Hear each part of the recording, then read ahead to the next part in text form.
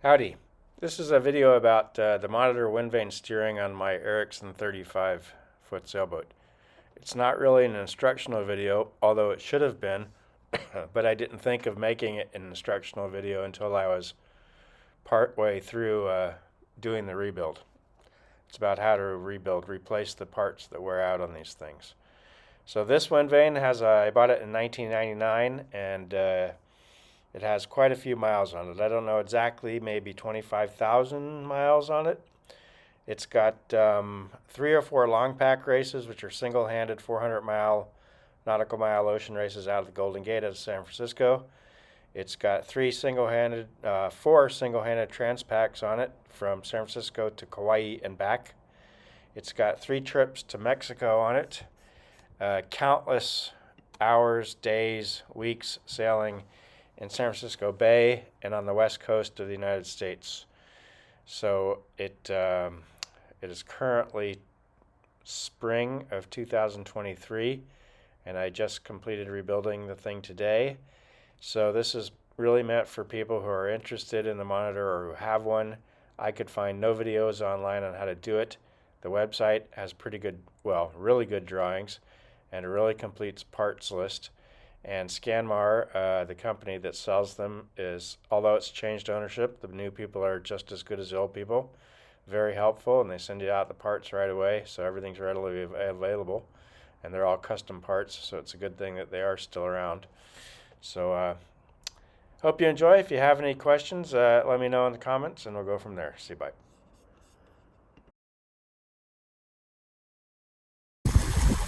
So I had the Monitor Windvane steering again, and there wasn't a lot of tiller action going on. It was steering, but it was probably steering with that paddle right there in the water. More so than the tiller, because this was down like this, so I got to move it up, and I see the fucking bolt's broken off. See that? It's on the other side, and that's the pivot for this thing, so that's jamming. So yeah, time to look in the parts box. Okay, about 15 minutes later, problem fixed. Monitor Windvane is steering again, bolt's been replaced. Just took me hanging off the edge of this is the most boisterous time of day.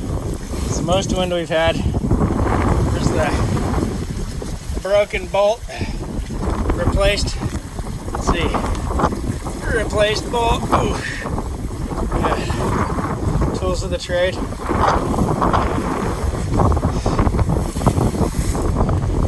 Woohoo!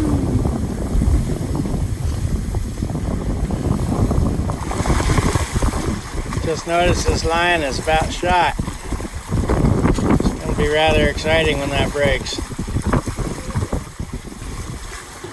Crap.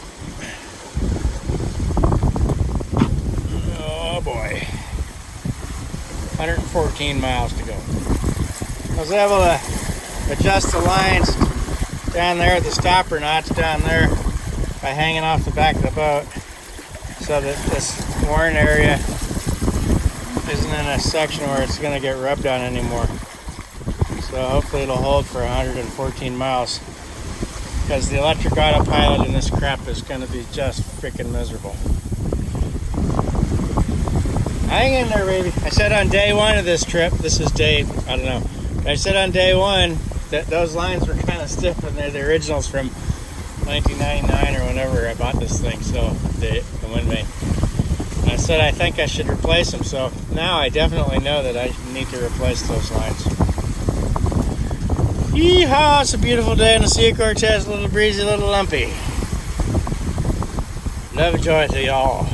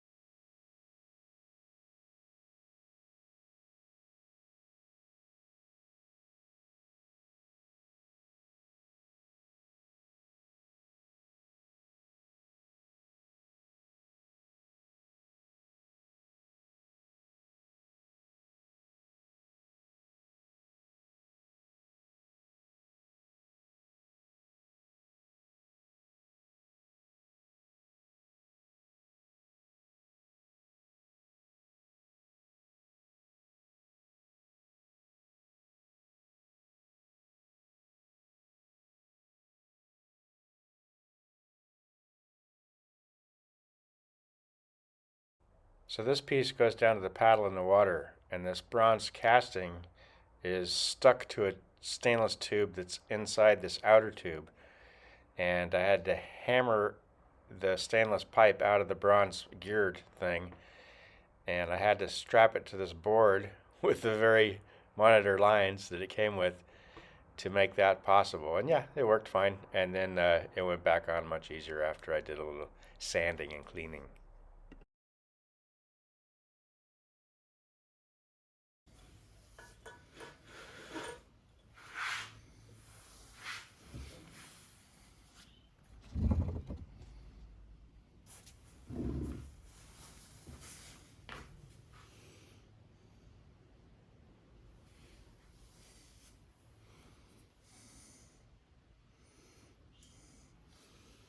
Dropping the uncaged Delrin needle bearings into the top bearing of the I forget what this thing is called, but it's the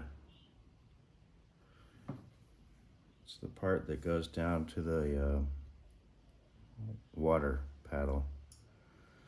We have needle bearings in the bottom that are already put in, and now needle bearings in the top. And they're uncaged because this thing works in a salty environment, and if they were caged, salt would clog up the bearings inside the cage. And so Scanmar Hans, the guy that designed this thing, thought it better to have them uncaged so that you can simply rinse the thing with water and it will clean out the salt buildup. There's virtually no maintenance on this device except for the occasional rebuild. I think I'll have to add up the miles, but this Windvane has been to Hawaii and back 4 times from the West Coast, and it's been from San Francisco to Mexico 3 times and 2 times back. I'm in Mexico right now, and I'm headed for Hawaii in about 2 months. And I noticed I sell 1,400 miles this year with this Windvane, and it was getting a little sloppy. It seems like bearings were getting tired, and then yeah, the website at Scanmar confirms that yeah, you got to rebuild them every so often, and I think often is now for me. So replacing the plastic parts mostly, some of the hardware, but mostly the plastic parts. I looked online for videos on rebuilding this thing and couldn't find a single one. Lots of videos on installing them on your boat, lots of videos on them in action.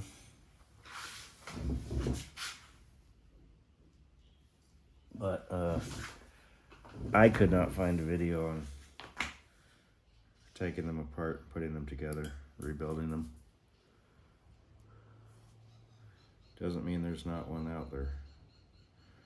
So, and I'm not very good at taking videos while I'm working on things, so I take pictures. So I've taken some pictures, but this is the first video. So you get the idea, and their parts pictures and parts lists are online. So I'm looking at a picture on the computer screen as I'm rebuilding this thing, and yeah, it's looking to polish it all up, making sure everything's fine, no cracks anywhere, all that kind of thing. It's going pretty well, rather enjoyable. See ya.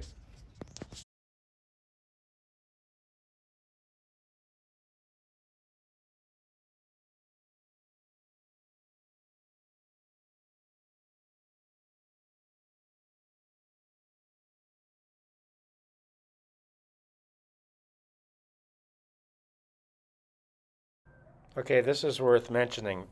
These are the little teeny plastic ball bearings that go in the in that wind vane pivot thing. I don't feel like looking at the parts list and getting the right name, but that thing right there. And there was an interesting thing I read somewhere on Scanmar's site about, because they're uncaged ball bearings, you have to. It's very difficult to put them in both ends of that cup and keep them from falling out, whatever. And they suggested a paste such as shaving cream. I used shaving cream. That was the ticket. It was a piece of cake. Real good tip.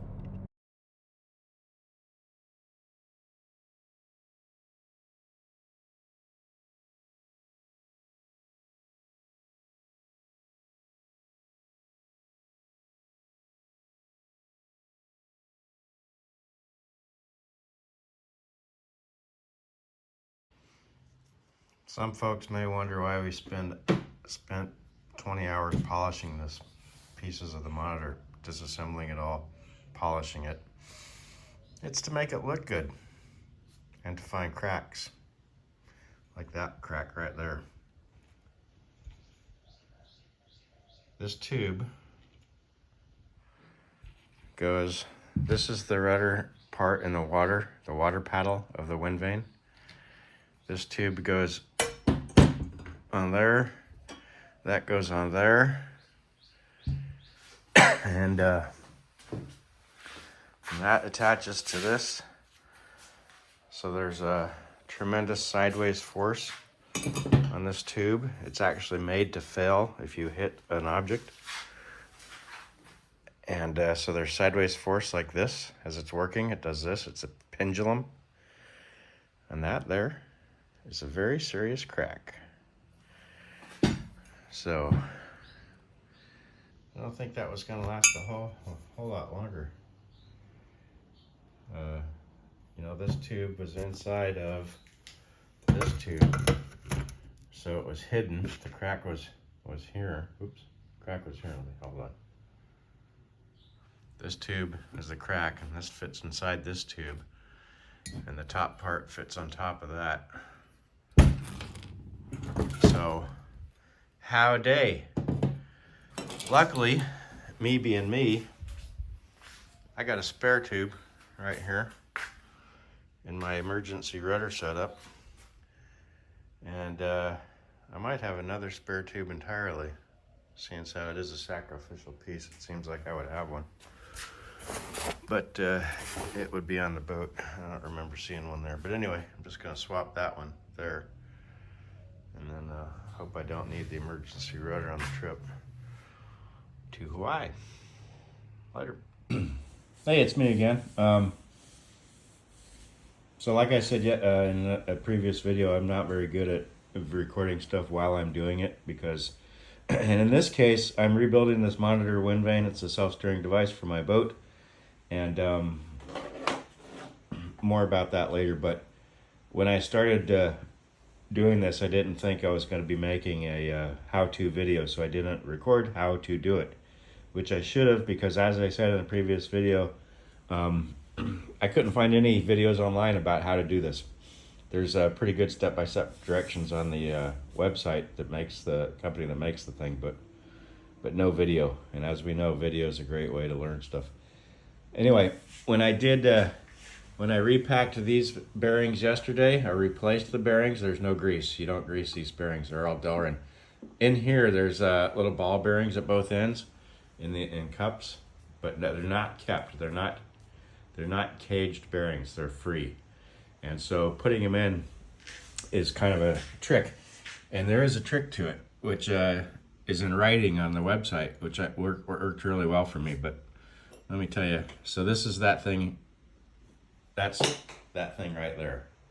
And that pivots. There's a wind vane that goes in this thing. This is a clamp. And then it pivots like this. And that does other stuff that you may realize, you may understand later. So anyway, these are the pieces in here, and this here, number 3 on both ends, are the ball bearings, and these are those ball bearings. And to give you an idea how small they are, I could barely pick them up. And if they're on the table, I can't pick them up. So the trick was, they sit in this, right here, this is a little cup.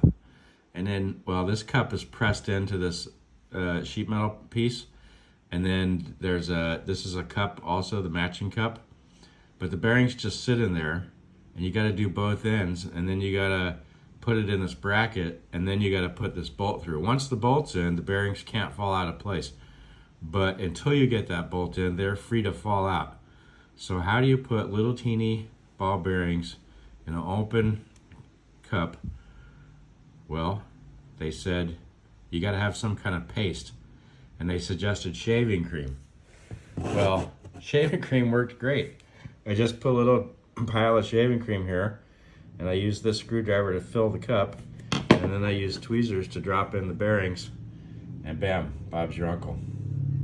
So I just wanted to tell you about that, because I imagine that some people that are rebuilding a monitor might one day watch this video, if I indeed make it into a video. And then I did this one yesterday. You saw me repacking these needle bearings yesterday.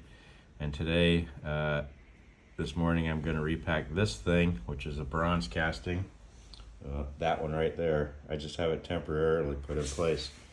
Matter of fact, I'll just stand by a second. I'm holding the camera, so hold on. I need both hands, I think. Yeah, hold on.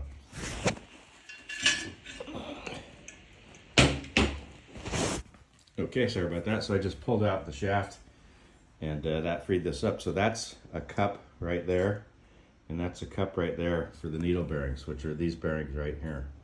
And those are the old ones. They look pretty bad. Here's some other old ones. They're actually kind of stuck together. So they were done. So there you go. Later. All right, and there it is. It's all rebuilt. And I think I got all the parts in the right places and all the parts on there. I'll find out mid-Pacific or sooner. That's your Monitor Windvane. Monitor is the name brand. And I've had it since 98 or 99.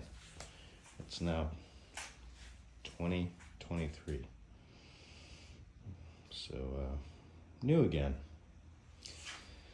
There's some parts, and that's what it looks like on the back of my boat.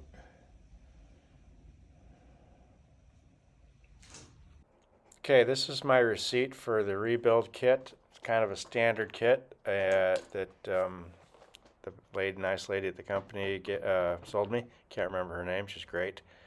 And this is the parts list off their website, complete with prices. So if you need any parts, there you go. And I'll provide a link to scan more in the comments section of this video. And, oh, the cracked tube, I had 2 spares. And I actually had a 3rd spare because I have the MRED attachment, and that has that tube. And so I bought all that stuff in 1999. Well, not the MRED, but the spares. Oh, and I had another spares bag of hardware that was very handy. So I used everything on that invoice I provided you, but also another bag which I don't have a parts list for. But those parts did come in handy, but I didn't keep track of what they were. Sorry. As I said, I didn't plan on making this an instructional video, so it's kind of too late by the time I thought that would be a good idea. Cheers. If you have any questions, let me know. Ciao. And hey, if you like this video, give it a thumbs up. And check out some of my other videos if you want. If you like those, subscribe. Help me out. Thanks. Bye.